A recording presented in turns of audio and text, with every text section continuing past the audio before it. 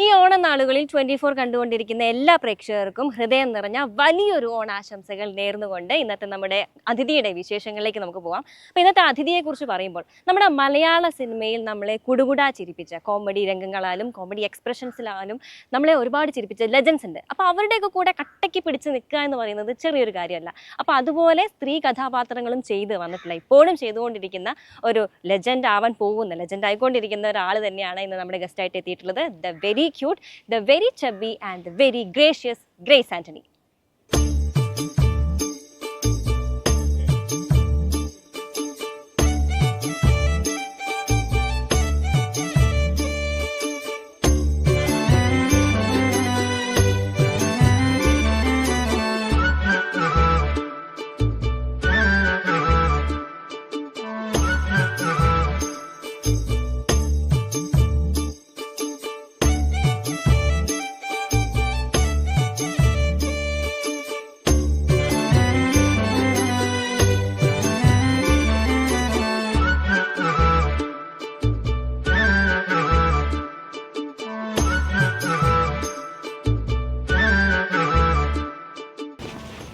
Hello, happy Onam.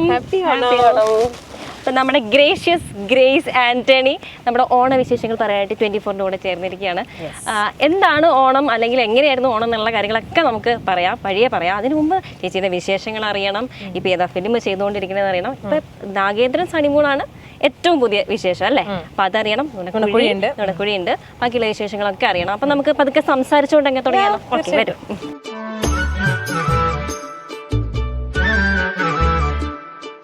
അപ്പം നമ്മുടെ നാഗേന്ദ്രൻ ഹണിമൂണാണല്ലേ ഇപ്പോഴത്തെ ട്രെൻഡിങ് ആയിട്ട് നിൽക്കുന്നത്. ചേച്ചി വന്ന കാലത്ത് ആ ഒരു ഹാപ്പി വെഡിങ് എന്ന് പറയുന്ന സിനിമയിലൂടെ വന്നു. ആ ഒറ്റ സിനിമയോട് കൂടി തന്നെ ചേച്ചിയുടെ വൈറൽ ഒരു സീൻസ് ഇറങ്ങിയല്ലേ? ആ പാട്ട് ഇപ്പോഴും ആൾക്കാരുടെ മനസ്സിൽ ഇപ്പോഴും ഉണ്ട്. ചേച്ചി തന്നെ അത് പാടി കേൾക്കണമെന്ന് പ്രേക്ഷകർക്ക് ആഗ്രഹം ഉണ്ടാകും. അപ്പൊ ചേച്ചിയെ പാടിപ്പിക്കാതെ എനിക്ക് വിടാൻ പറ്റില്ല, ചേച്ചി പാടിയേ പറ്റുള്ളൂ. ഇല്ല, അത് പ്രേക്ഷകരെ പറയുന്നത് ഞങ്ങൾക്ക് മതിയായിട്ടില്ല എന്നുള്ളത്. ചേച്ചിയുടെ ഏത് ഇന്റർവ്യൂ കണ്ടാലും അവരത് കമന്റിലൂടെ ചോദിക്കുന്ന ആൾക്കാരുണ്ട്. ചേച്ചി ആ പാട്ട് പാടും.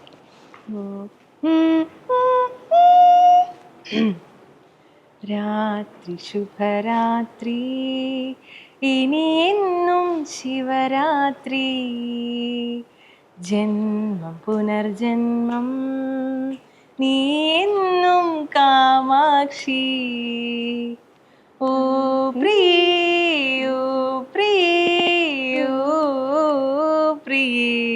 അവിടെ ചെറിയൊരു മ്യൂസിക് ഒക്കെ ഉണ്ടല്ലോ, ഇതിലും മോശമാക്കിയാണ് അവിടെ പാടേണ്ടത്. അത് ഞാൻ ചോദിക്കാൻ വരുന്നു, ഈ പാട്ടിനോട് എന്തെങ്കിലും ചേച്ചിക്ക് വല്ല പ്രശ്നമുണ്ടോ? എല്ലാ സ്ഥലത്തും ആയാലും ചേച്ചി മോശമാക്കി പാടുന്നതാണല്ലോ, പാട്ടിനോട് എന്തെങ്കിലും വിരക്തി ഉണ്ടോ? ഇല്ല, എനിക്ക് തന്നെ മുഴുവൻ അങ്ങനെയാ. പിന്നെ അല്ലാതെ നന്നാക്കാനുള്ള ഒരു അവസരം ഇതുവരെ കിട്ടിയിട്ടില്ല. അപ്പൊ അവസരം കിട്ടിയ ചേച്ചി പൊളിച്ചെടുക്കും അല്ലേ? പറയാൻ പറ്റില്ല, അത്ര കോൺഫിഡൻസ് ഇല്ല പാടുന്നതിനോടൊന്നും. മൂളിപ്പാട്ടൊക്കെ പാടും, അത്രേ ഉള്ളൂ. പിന്നെ ഇപ്പൊ ഓണം ആ ഒരു വിശേഷങ്ങളിലേക്ക് വന്നാൽ എനിക്ക് തോന്നുന്നു ലൊക്കേഷനിലായിരുന്നോ പല ഓണം? മോസ്റ്റ്ലി അങ്ങനെയായിരുന്നു. എങ്ങനെ ഉണ്ടായിരുന്നു ആ ഒരു ഫൺ ലൊക്കേഷൻ? ഭയങ്കര ഇൻട്രസ്റ്റിംഗ് ആയിരുന്നു. ലൊക്കേഷൻ വീട്ടിൽ നിന്ന് മാറി നിന്ന് അങ്ങനെയൊക്കെ ഉള്ള സംഭവമൊക്കെ. പിന്നെ കുറച്ച് കഴിഞ്ഞപ്പോഴത്തേക്കും ഭയങ്കരമായിട്ട് മിസ് ചെയ്യാൻ തുടങ്ങി വീട്ടിലത്തെ ഓണം. കാരണം ചില സാഹചര്യങ്ങളിൽ അമ്മയ്ക്കൊന്നും കൂടെ വരാൻ പറ്റാറില്ല. അപ്പൊ അത് ഭയങ്കരമായിട്ട് മിസ് ചെയ്യും. വീട്ടിലത്തെ ആ ഒരു ഊണ്, ഒരുപാട് ഐറ്റങ്ങളൊന്നും ഇല്ലെങ്കിലും അമ്മ ഉണ്ടാക്കി തരുന്ന ചെറിയ സംഭവങ്ങളൊക്കെ അങ്ങനെ മിസ് ചെയ്യാൻ തുടങ്ങി. അപ്പൊ ഈ പ്രാവശ്യം ഞാൻ നിർബന്ധമായിട്ട് ഈ പ്രാവശ്യത്തെ ഓണം എനിക്ക് വീട്ടിൽ തന്നെ കൂടണം എന്നുള്ളതുണ്ടായിരുന്നു. ചേച്ചി എങ്ങനെ ഇപ്പൊ ഒരു ഗ്രേസി കൊച്ചേന്നോ അങ്ങനെയൊക്കെ ആരെങ്കിലൊക്കെ വിളിക്കുന്നുണ്ടോ? അച്ചായത്തി എന്നുള്ള രീതിയിൽ? അങ്ങനെയൊന്നുമില്ല. ഇല്ല. എന്റെ പള്ളിയിലത്തെ പേര് മേരി എന്നാണ്. അപ്പൊ എന്റെ കോളേജിൽ എന്റെ ഫ്രണ്ട്സ് എല്ലാം എന്നെ മേരി കൊച്ചെന്നാ വിളിക്കാറ്.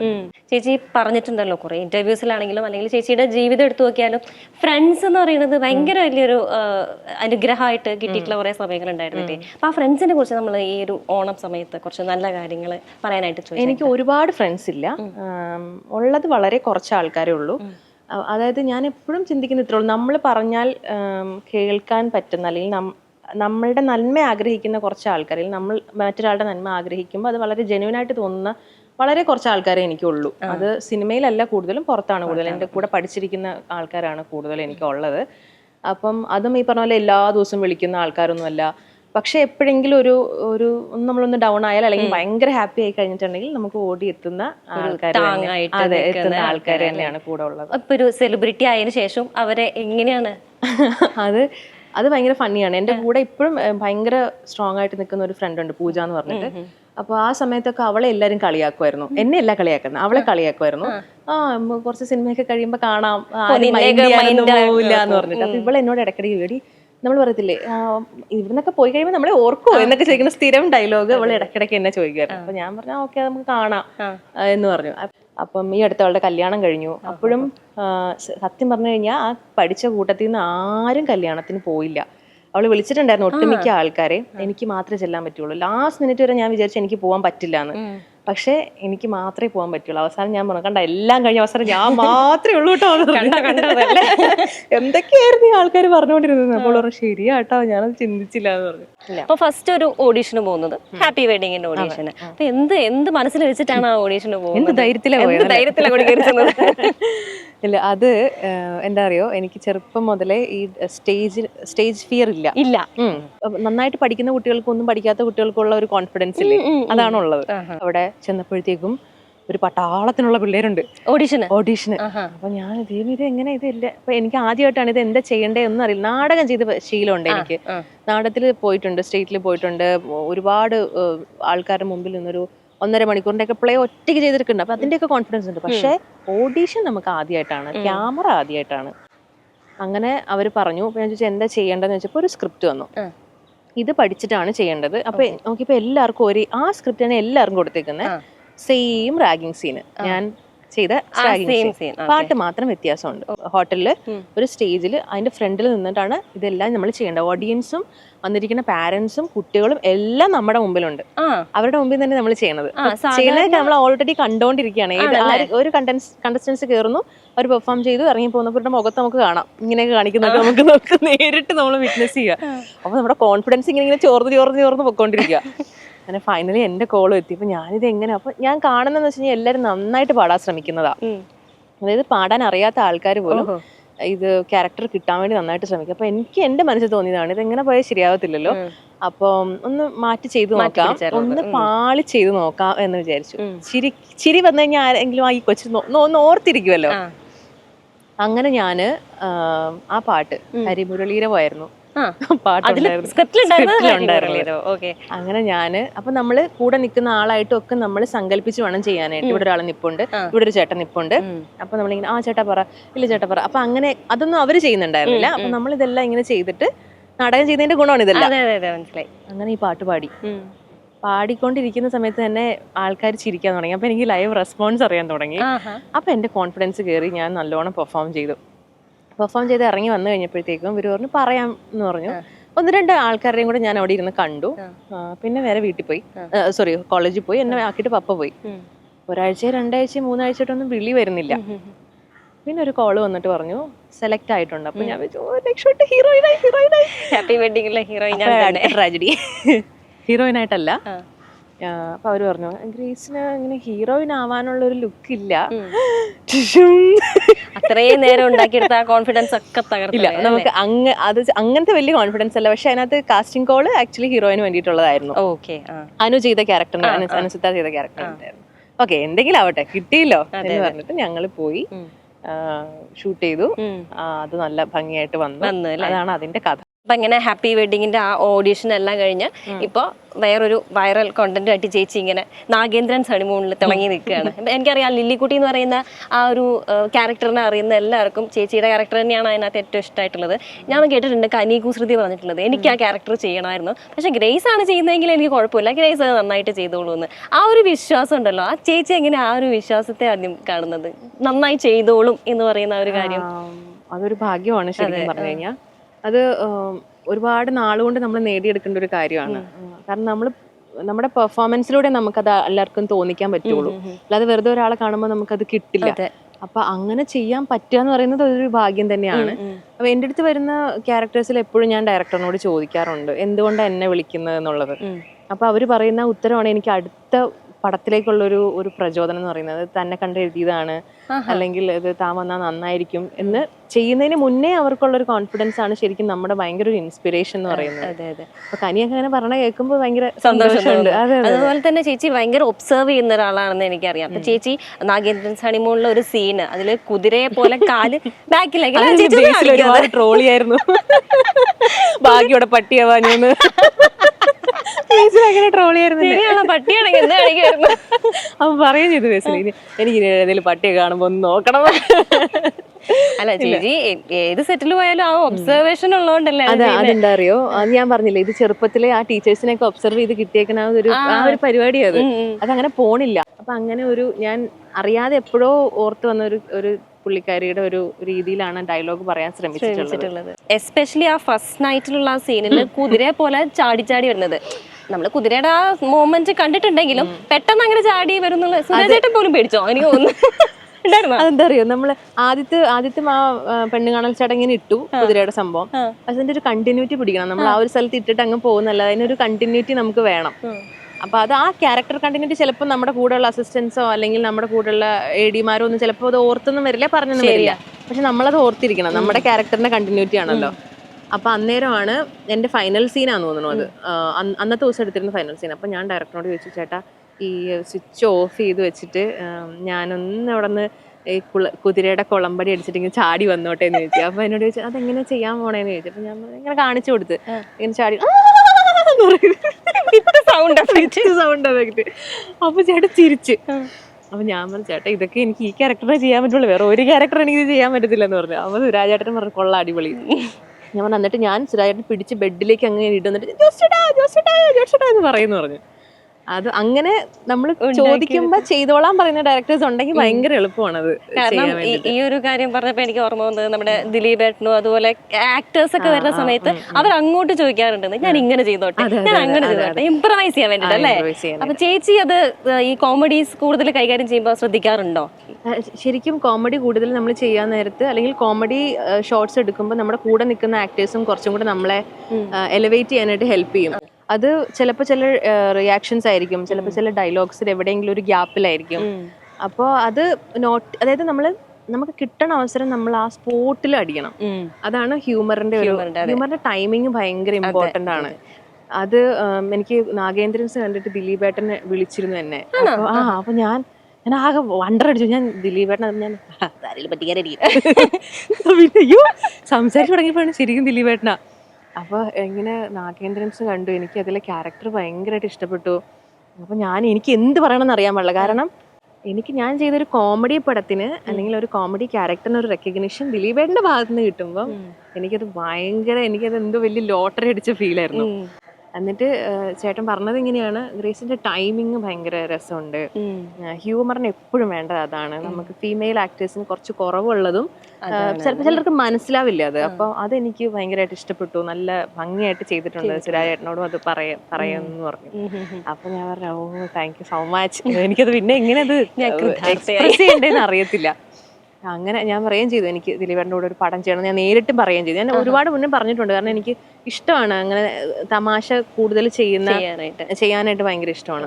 പിന്നെ റോഷാക്കിന്റെ കാര്യം പറയുമ്പോൾ മമ്മൂക്കയുടെ കാര്യം നമുക്ക് എടുത്തു പറയേണ്ട കാര്യമാണ്. ചേച്ചി ഞാൻ കണ്ടിട്ടുണ്ട് പ്രസ് മീറ്റിൽ മമ്മൂക്ക സംസാരിച്ചുകൊണ്ടിരിക്കുമ്പോൾ ചേച്ചി ഇങ്ങനെ മമ്മൂക്ക ഇങ്ങനെ നോക്കിക്കൊണ്ടിരിക്കുന്നുണ്ടായിരുന്നു. കാരണം ആ ഒരു ഓറയുണ്ടല്ലോ, നമ്മൾ ആരായാലും കണ്ട് നോക്കി ഇരുന്ന് പോകും. ചേച്ചി എപ്പോഴും പറയുന്നൊരു കാര്യമാണ്, കൂടെ അഭിനയിക്കുമ്പോൾ പോലും ഞാൻ അഭിനയിക്കുമ്പോൾ മാത്രമാണ് അത് മമ്മൂക്ക അല്ല എന്നുള്ള തിരിച്ചറിവുള്ളത് എന്നുള്ളത്. അതിന്റെ ഡയറക്ടർ ആദ്യമേ എന്നോട് സബ്ജക്റ്റ് പറയുന്ന സമയത്ത് അപ്പോഴും ഞാൻ ചോദിച്ചു, ചേട്ടാ ഇത് എന്തുകൊണ്ട് എന്നെ വിളിച്ചേ എന്ന് ചോദിച്ചപ്പോഴും ഞാനോ അതെല്ലാരോടും ചോദിക്കുന്ന എൻ്റെ ഒരു ഡീഫോൾട്ട് ക്വസ്റ്റ്യൻ ആണ്. അപ്പം എന്നോട് ഡയറക്ടർ നിസാമുക്ക പറഞ്ഞത്, മമ്മൂക്ക പറഞ്ഞിരുന്നു ഇങ്ങനെ ഗ്രീസിന്റെ പേര് എന്ന് പറഞ്ഞു. അപ്പോഴും എനിക്ക് ഞാൻ പറഞ്ഞു, പിന്നെ നോണ ഇല്ല, എന്തെങ്കിലും കാണുമ്പോൾ നേരിട്ട് ചോദിച്ചോളൂ എന്ന് പറഞ്ഞു. അങ്ങനെ ജനറൽ ബോഡി മീറ്റിങ്ങിന് ഞാനൊക്കെ കണ്ടു. അപ്പോഴത്തേക്കും ഞാനിങ്ങനെ ചോദിച്ചു. അപ്പോൾ ചോദിക്കാനൊരു പേടി, ഞാൻ എല്ലാ ധൈര്യവും സംഭരിച്ച് ചോദിച്ചപ്പോൾ പറഞ്ഞു, എന്താ എന്നോട് അഭിനയിക്കാൻ വല്ല ബുദ്ധിമുട്ടുണ്ടോ എന്ന് ചോദിച്ചു. എന്ന് പറഞ്ഞു. അങ്ങനെയാണ് തുടങ്ങിയത്. സെറ്റിൽ കൂടെ ഇരുന്ന് സംസാരിക്കാൻ പറ്റി, ഒരുപാട് കാര്യം, ഭയങ്കര ഇൻഫർമേഷൻസ് ആണ്. ഒരു മിനിറ്റ് പോലും നമ്മൾ ഇരുന്ന് കഴിഞ്ഞിട്ടുണ്ടെങ്കിൽ അതിൽ എന്തെങ്കിലും പഠിക്കാതെ നമ്മൾ പോരില്ല. ആള് ഭയങ്കര അപ്ഡേറ്റഡ് ആണല്ലോ. അതെ, അപ്ഡേഷനേക്കാൾ ഉപരി കുറെ അറിവുകളുണ്ട്. അത് മറ്റൊരാളോട് സംസാരിക്കാനും പകർന്നു കൊടുക്കാനും യാതൊരു മടിയില്ല. എങ്ങനെയാണ് ഈ നാഗേന്ദ്രൻ ഹണിമൂണിലേക്ക് വന്നത്? എങ്ങനെ ചേച്ചി, ഞാൻ ചോദിക്കാൻ വിട്ടുപോയി. അത് ഡയറക്ടർ വിളിച്ചതാണ്. അത് പെട്ടെന്നായിരുന്നു അതിന്റെ കോള് വന്നത്. അതിങ്ങനെ ഒരു വെബ് സീരീസ് ആണ്. അപ്പൊ ഞാൻ വെബ് സീരീസ് ചെയ്തിട്ടില്ല, ആദ്യമായിട്ടാണ് ചെയ്യണത്. എനിക്ക് അതിന്റെ യാതൊരു ബാക്ക്ഗ്രൗണ്ടും അറിയത്തില്ല, എങ്ങനെയാണ്. അപ്പം കുറച്ച് ദിവസങ്ങൾ മാത്രമേ ഉള്ളൂ, ബാക്കിയുള്ള ക്യാരക്ടേഴ്സ് ഒക്കെ ഇങ്ങനെയൊക്കെയാണ്. അങ്ങനെ എല്ലാവർക്കും അങ്ങനെയാണോ? അപ്പം എല്ലാവർക്കും അങ്ങനെയാണ്. എൻ്റെ പോർഷൻസ് വായിച്ചു, എനിക്ക് ഭയങ്കരമായിട്ട് ഇഷ്ടപ്പെട്ടു. പെട്ടെന്ന് ക്യാരക്ടർ കത്തി, ഇത് കൊള്ളാലോ, ഇത് രസമുണ്ടല്ലോ, ഇതിന്റെ ഹ്യൂമർ വർക്കാവുമല്ലോ. അപ്പൊ ഇത് ചേട്ടാ ഇതിന് എന്തെങ്കിലും റെഫറൻസ് ഉണ്ടോ, ഏതെങ്കിലും ക്യാരക്ടർ നോക്കണോ, പഴയ ആരുടെയെങ്കിലും നോക്കി ചെയ്യണോ? അപ്പോൾ പുള്ളി പറഞ്ഞു വേണ്ട, നീ ആയിട്ട് തന്നെ ചെയ്താൽ അവിടെ വന്നിട്ട് നമുക്ക് ഇമ്പ്രൂവ് ചെയ്തെടുക്കാന്ന് പറഞ്ഞിട്ട് ലൊക്കേഷനിലെത്തി ചട്ടയും മുണ്ടും കണ്ടപ്പോഴാണ് എനിക്ക് മനസ്സിലായത് പരിപാടി വേറെ എന്നുള്ളത്. കുക്ക് ചെയ്യുന്ന ഒരാളാണോ? അത്യാവശ്യം ജീവിച്ചു പോകാനായിട്ട്. അമ്മ നേരത്തെ പറയുന്നത് കേട്ടായിരുന്നു, വീട്ടില് ഭയങ്കര തല്ലുകൊള്ളിയാണ്, ഓടിച്ചാടി നടന്ന് ചെയ്യുന്ന ആളാണ്. അമ്മ പണ്ട് എന്നെ വിളിക്കാറുള്ള പേരാണ് തല്ലുകൊള്ളി വള്ളിച്ചിറക്. എന്ത് പേരാ അത്? എന്താ നമുക്ക് മരങ്കേറി മറിയ. മരങ്കേറി മറിയ. മറിയാന്നാണോ വീട്ടിൽ വിളിക്കുന്നത്? ഇല്ല, മരത്തിന്ന് ഇറങ്ങൂല. മാങ്ങ പൊട്ടിക്കാനും ജാതിക്ക പൊട്ടിക്കാനും പെരക്ക പൊട്ടിക്കാനൊക്കെ ആയിട്ട് ഫുൾ ടൈം അതിന്റെ മണ്ടൊക്കെ. ആ ജാതിക്കാണോ ചേച്ചി കയ്യിൽ വെച്ചിട്ട്? അതാണ് പിന്നെ എനിക്ക് കിട്ടിയപ്പോ എനിക്ക് ഭയങ്കര നൊസ്റ്റാൾജിക് ആയിരുന്നു. ചേച്ചി പറഞ്ഞിട്ടുണ്ടോ അതിന്റെ കടിക്കുമ്പോ? ഞങ്ങള് പണ്ട് ജാതിക്ക അരിഞ്ഞ്, ഈ ഓണത്തിനൊക്കെയാണ് മെയിൻ ആയിട്ട് ജാതിക്ക അരിഞ്ഞ് അതിന്റെ തൊണ്ട് മാത്രം ചെത്തി കളഞ്ഞിട്ട്, ഉള്ളിലത്തൊന്നും ഞങ്ങൾക്ക് വേണ്ട, ഏറ്റവും വിലയുള്ള സാധനം അതിന്റെ ഉള്ളിലിരിക്കുന്നത്, അതൊക്കെ എടുത്ത് ദൂരെ കളയും. എന്നിട്ട് അത് ഉപ്പും മുളകും കുറച്ച് വെളിച്ചെണ്ണയും കൂടി ഇട്ടിട്ട്, ഇപ്പൊ തന്നെ അതിൽ വളവനില്ലേ, എന്നിട്ട് വാഴയിലയില് എല്ലാരും കൂടി ഇങ്ങനെ ഇരിക്കും, വട്ടം കൂടി ഇരിക്കും കലിങ്കില്. എന്നിട്ട് വാഴയില ഇങ്ങനെ വെട്ടി വലിയിട്ടിട്ട് ഇതിങ്ങനെ ഇട്ടിട്ട് എല്ലാം കൂടെ ഇരുന്ന് തീറ്റ. പിന്നെ അത് തിന്നു കഴിഞ്ഞാൽ രാത്രി ഒരു സാധനം കഴിക്കാൻ പറ്റില്ല, പല്ല് വിളിച്ചിട്ട്. ഞങ്ങൾ കിട്ടണ്ടേ? അത് ശരി, സദ്യയുടെ സമയത്ത് ഞങ്ങളവിടെ ഇല്ലല്ലോ, പറമ്പിലായിരിക്കുമല്ലോ. ഓണത്തിന് ആക്ച്വലി ഞങ്ങള് ചെറുപ്പത്തിലായിരുന്നു കൂടുതലും ഓണം എൻജോയ് ചെയ്തിരുന്നത്. കാരണം ഞങ്ങൾ താമസിച്ചിരുന്ന സ്ഥലത്ത് ഒരുപാട് പിള്ളേരുണ്ടായിരുന്നു, പിള്ളേർ സെറ്റപ്പ് കുറെ ഉണ്ടായിരുന്നു. അപ്പം സ്കൂളില് ഈ പറഞ്ഞ പോലെ കടയിൽ നിന്ന് മേടിക്കുന്ന ഒരു ജമന്തിയോ ഒരു സാധനം പോലും കൊണ്ടുവരാൻ പാടില്ല. അത് ശരിക്കും റൂളാണ് അവിടുത്തെ. നമ്മൾ വീട്ടിലുള്ള പൂക്കൾ വേണം പറിച്ചു കൊണ്ടുവന്നിട്ട് പൂക്കളെ വിടാൻ വേണ്ടിട്ട്, അല്ലെങ്കിൽ മാർക്ക് കുറയും. അത് ശരിയാ. അപ്പം പക്ഷെ അന്ന് ഇഷ്ടംപോലെ പൂവുണ്ടായിരുന്നു, എല്ലായിടത്തും കുറെ മഞ്ഞയ്ക്കും കോളാമ്പി, ചോപ്പിന് റോസാപ്പൂ, വെള്ളയ്ക്ക് മുല്ലപ്പൂ, അങ്ങനെ ഇഷ്ടം പോലെ പൂക്കളുണ്ടായിരുന്നു. പിന്നെ ഇപ്പൊ ഒരു തരം ചീര ഉണ്ടായിരുന്നു പണ്ട്, ഇപ്പോഴും ഉണ്ട് ഇത്, പക്ഷെ കാടുകളിലൊക്കെ ഇപ്പോൾ ഉള്ളത്. പണ്ടൊക്കെ വീടിന്റെ സൈഡിലൊക്കെ ഇഷ്ടം പോലെ ഉണ്ടായിരുന്നു. അത് അതിന്റെ കിളിന്തെല മാത്രം പറിച്ചെടുത്തിട്ട് ബ്ലേഡ് ഉള്ളു, കത്തിയൊന്നും തരത്തില്ല വീട്ടിൽ നിന്ന്. എന്നിട്ട് ബ്ലേഡ് പപ്പയൊക്കെ ഷേവ് ചെയ്യണ ബ്ലേഡ് പോയി അത് പോയി എടുത്തോണ്ട് വന്നിട്ട് കുരുകുരുകുരുകുരാന്നരിയും. ഇപ്പൊ അറിയായിരിക്കും, കുരുകുരുകുരുകുരാന്നരിയും അത്. എന്നിട്ട് ഒരു ബ്ലേഡൊന്നും എല്ലാവർക്കും വീതം വെക്കാനൊന്നും ഇല്ല. എന്നിട്ട് ഒരു ബ്ലേഡിന് തന്നെ രണ്ടാക്കി ഒടിക്കും. ആ ഒടിക്കുമ്പോൾ കിട്ടുന്ന ഒരു സാറ്റിസ്ഫാക്ഷൻ ഉണ്ട്. അത് ഒടിച്ചിട്ടാണ് എല്ലാവരും ഇഷ്ടം. എല്ലാ തവണയും കൈ മുറിയും കേട്ടോ, എന്നാലും ഒന്നും ഒരു വിഷയമേ അല്ല. എന്നിട്ട് ഇത് അരിഞ്ഞ് നമ്മൾ എപ്പോഴും മറ്റേ 50 ദിവസ കിറ്റിലാണ് സ്കൂളിലേക്ക് കൊണ്ടുപോകുന്നത്. കോമ്പറ്റീഷൻ ഇത് മത്സരിച്ച് വിജയിക്കണമല്ലോ. അപ്പൊ ആരുടെ കയ്യിലാണ് ഏറ്റവും വലിയ 50 ദിവസ കിറ്റ് എന്നുള്ളത് നോക്കി നിൽക്കുക. കാരണം അന്നേരം തന്നെ തീരുമാനിച്ചു ഇയാളാണ് വിന്നർ എന്നുള്ളത്. പിന്നെ പച്ച പൂക്കളം സൈഡ്, പച്ചയ്ക്ക് അതിന്റെ ബോർഡർ ഒക്കെ ഇടാൻ വേണ്ടിയിട്ട് പച്ചയ്ക്ക് ഇല അരിഞ്ഞാൽ സുഖം ഉണ്ടാവില്ല. അതിനാണ്. അല്ലെങ്കിൽ പച്ചയ്ക്ക് മാർക്ക് പോയില്ലേ? പച്ച ഇല്ല, അത് പൂ തന്നെ ആയാൽ മതി, വേറെ ഇലയും നല്ല തന്നെയാണ്, പക്ഷെ ഇല ഒരുപാട് ഇടാൻ നമ്മൾ സമ്മതിക്കില്ല. അപ്പൊ ഈ കതിരെന്ന് പറഞ്ഞൊരു സാധനമുണ്ട്, അത് ഞങ്ങളുടെയൊക്കെ സമയത്ത് അറിയായിരുന്നു. ഞങ്ങളുടെ സമയത്ത് അങ്ങനെ ഉദ്ദേശിച്ചത് അവിടെയൊക്കെ അറിയായിരുന്നു. അതായത് നെല്ല് കൊയ്ത് കഴിഞ്ഞ് കഴിയാൻ നേരത്ത് ഒരു കളയാണ് ആക്ച്വലി, ഒരു വീടാണത്. ഒരു കതിരെന്ന് പറഞ്ഞൊരു സാധനം വരും. അപ്പൊ അത് നമ്മളിങ്ങനെ ഉതിർത്തി എടുക്കാൻ പറ്റുന്ന രീതി, നല്ല സാറ്റിസ്ഫാക്ഷൻ അത് ഇങ്ങനെ ചെയ്യാൻ നേരത്ത്. അതില് ബ്രൗൺ കളറും ഉണ്ട്, പച്ച കളറും ഉണ്ട്. ബ്രൗൺ അധികം ഉണ്ടാവില്ല, ബ്രൗൺ ഇച്ചിരി ഇടാനേ ഉണ്ടാവുള്ളൂ, പച്ച ഒരുപാട് കിട്ടും. അത് പോയി പറിച്ചപ്പോ ഒരു ഏക്കർ കണക്കിന് ഈ പാടത്തിലേക്ക് ഈ പിള്ളേര് 10-16 കൂടെ അങ്ങ് ഇറങ്ങുക. അപ്പൊ അവർക്ക് പല പല സ്കൂളുകളിൽ നിന്നായിരിക്കുമല്ലോ എല്ലാവരും സ്കൂളിലല്ല പഠിക്കുന്നത്. അപ്പൊ ആദ്യം ചെന്ന് ഇത് ആര് പറിക്കുന്നോ അവർക്കേ ഉള്ളൂ ഈ ഇത് കിട്ടല്, അല്ലെങ്കിൽ ഒരുപാട് നേരത്തെ ഒന്നും പറിച്ചു വെക്കാനൊന്നും ഇത് പറ്റത്തില്ല. അങ്ങനെ ഞങ്ങൾ ഞാനൊരു പെറ്റിക്കൊട്ടൊക്കെ ഇട്ട് ഓടും പാടത്തേക്ക്, ചെളിയിൽ വീണ് അതിന്റെ പിന്നെയൊക്കെ ഇറങ്ങിയപ്പോഴത്തേക്കും കുപ്പിച്ചിലൊക്കെ കാലയിലൊക്കെ കൊള്ളാനൊക്കെ തുടങ്ങി. ആദ്യ സമയത്തൊന്നും അതൊന്നും യാതൊരു പ്രശ്നമൊന്നും ഉണ്ടായിരുന്നില്ല. അങ്ങനെ ഇതും പറിച്ചു കൊണ്ടുപോയി പൂക്കളെ വിടും. പൂക്കൾ ഇട്ടിട്ട് ഞങ്ങൾ ഇത്രയും കഷ്ടപ്പെട്ടാലും ഞങ്ങൾക്ക് സമ്മാനം ഒന്നും കിട്ടാറില്ല, പക്ഷെ നമുക്ക് സാറ്റിസ്ഫാക്ഷൻ. പക്ഷെ അതൊരു വളരെ ഭയങ്കരമായിട്ടുള്ള ഒരു ഭയങ്കര സന്തോഷമാണ് അതിന്. ഓക്കെ, അപ്പൊ നമുക്ക് ഒരുപാട് സമയമായി, നമ്മൾ ഒരുപാട് വിശേഷങ്ങൾ പറഞ്ഞു. അപ്പൊ ആ വിശേഷം പറഞ്ഞു തീർക്കുന്നതിന് മുമ്പ് എനിക്കൊരു കാര്യം കൂടി പറയാനുള്ളത്, ചേച്ചിയുടെ ഇനി അടുത്ത് വരുന്ന പ്രോജക്ട്സ് എക്സ്ട്രാ ഡീസന്റ് എന്ന് പറഞ്ഞ സുരാജ് ഏട്ടന്റെ ഒരു മൂവി വരുന്നുണ്ട്. അതില് ഇപ്പൊ ലില്ലിക്കുട്ടിയായിട്ട് വൈഫായിട്ട് അഭിനയിച്ചു. ഇനിയിപ്പോ ഇതിൽ വരുന്നത് സിസ്റ്റർ ആയിട്ടാണ് ഓണത്തിന് ശേഷമാണ്. പിന്നെ ഒരു തമിഴ് മൂവി ചെയ്തു, അത് ഓണത്തിന് ശേഷമായിരിക്കും ഒരുപാട് ഓണവിശേഷങ്ങൾ നമ്മൾ പറഞ്ഞു, സിനിമയുടെ വിശേഷങ്ങളൊക്കെ കേട്ടു. അപ്പൊ നമ്മുടെ ആ വൈറൽ ക്ലിപ്പ് ഇല്ലാതെ നമ്മൾ എങ്ങനെ അവസാനിപ്പിക്കും? വൈറൽ വീഡിയോ എന്തൊക്കെയാ പറയുന്നത്? വൈറൽ വീഡിയോ ചേച്ചിയുടെ നമ്മുടെ നാഗേന്ദ്രൻ എന്റെ ഒരു മിസ്റ്റേക്ക് ആണ്, അത് ചെയ്യാതെ ഞാൻ വിടില്ല. എന്റെ ഒരു ആഗ്രഹമാണ്, അതൊന്ന് ചെയ്തു തരണം. അതില്ലാതെ ഗ്രേസ് എങ്ങനെ ഗ്രേസ് ആന്റണി ആകും? അപ്പൊ നമുക്ക് പ്രേക്ഷകർക്ക് എന്തായാലും കാണിച്ചു കൊടുത്തേ പറ്റുള്ളൂ. നമുക്ക് രണ്ടുപേർക്ക് ചെയ്യാം. ഞാൻ അതുപോലത്തെ പെർഫെക്ഷനിൽ വരില്ല. വേണ്ട, ഞാനാണല്ലോ കൂടെ നിൽക്കുന്നത്. അത്ര പോലെ ചെയ്താൽ മതി. അങ്ങനെ വിചാരിച്ചാ മതി. ഓക്കെ, അപ്പൊ നമുക്ക് ചെയ്യാം. Yes, ready. സെറ്റ്. ജോസ്റ്റാൻ എന്നെ ഇഷ്ടായോ? പറ.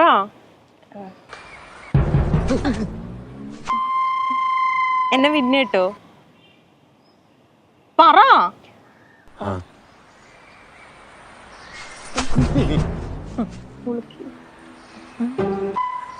എന്നെ കോട്ടയത്ത് കൊണ്ട് സിനിമ കാണിക്കണം.